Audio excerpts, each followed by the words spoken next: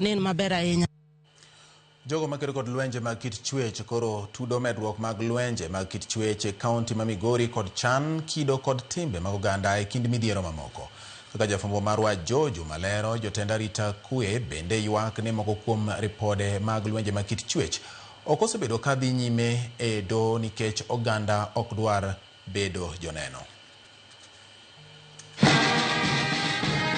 E kinde ni mandala 16 mar kedo kod lwenjego mag kit chuech e piny mangima, jokedo kod lwenjego mag kit chuech e kaunti ma Migori dhi nyime kod kampen mar duoko piny midhiero ni.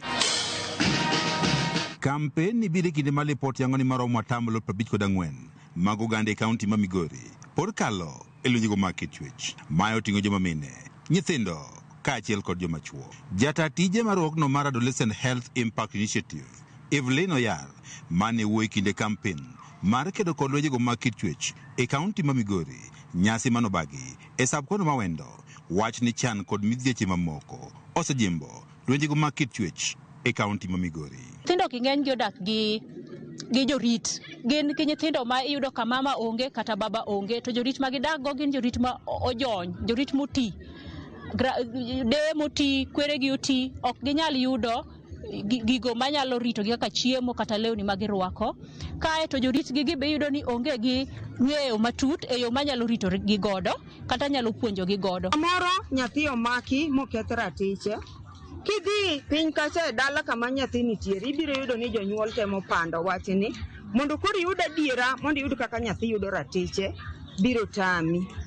Achiedh nade mar ariyo, iyudo ni e seche mang'eny jok mayie mondo ji ochiw neno mowinjore e kot ok wayudi. Lwenje mag kit chuech gosetudi kod medruok mag mako yiemo mondo kaachiel kod landruok mag kutego mag ayaki kuom rawere e kaunti ma Migori. Hakuna mali safi. Nowadays, even the small girls are being born positive. Our small boys are being born positive. If you can still do what is called eye testing, unaona mwenzako unasema huyu ni mali safi, aiza kakuwa na ugonjwa. I'm urging our youths, more so now that we are going to the festival season, it is a holiday, the school is closed. I want us to take good care of ourselves. Nyalo kelo kony kabisa en ka bende kwa puonjo ni watu mane nyithindo gi puonj to jonyuol gi guardian gi jorit gi bende wapuonjo mondo ging'e kaka gi handle nyithindo gi dala kendo kaka jopuonje be nyalo handle nyithindo gi. Lipot mogol kod migawo mathieth yango ni kuom ji maromo 1,572 mane ogamo kutego mag ayaki e kaunti ma Migori e higa mag 2014, atamalo maduong' gin rawere.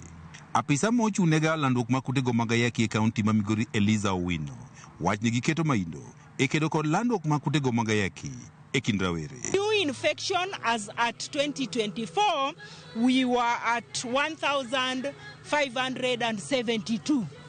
Majority of those who are bringing new HIV are young people. Piny owacho ojiw mondo koro med keto omenda mar kedo kod lwenjego mag kit chuech mako yiemo mondo kaachiel kod landruok mag kutego mag ayaki e kaunti ma Migori.